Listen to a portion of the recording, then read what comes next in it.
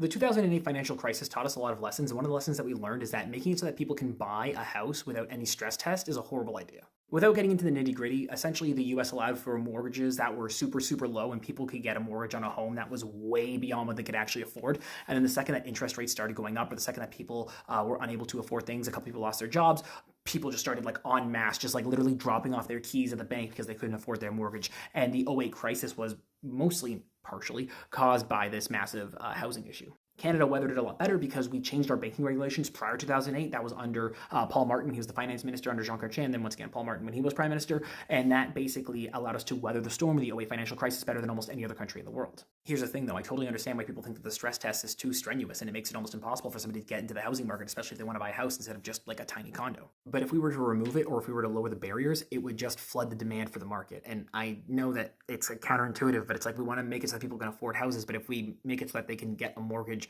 without the stress test, then we're going to have a lot of people bidding in the market, which is going to raise prices. And on top of that, a lot of people who are entering the market are going to be people who are unstable and maybe not able to keep up with their payments. There are a lot of other structural ways that we can solve this problem. I think one of the things that we could be looking at is making sure that there's no corporate ownership of housing.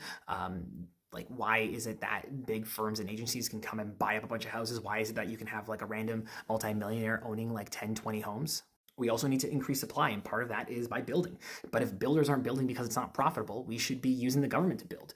The government should create an agency that creates homes just like we did after World War II. And this can also help with employment. We train people in the jobs that we need, we hire them under a crown corporation, and we build homes. We need to be ambitious. If we're not ambitious with our plans, we're probably not going to succeed. And there's always going to be risk, but if we risk things by doing what we've been doing so far, we're probably not going to be successful. At least not for all the disaffected youth. We might be successful for people who are a little bit older and people who already have money, but for young people who are struggling to get into the housing market, if we don't do something radical, nothing's going to change there.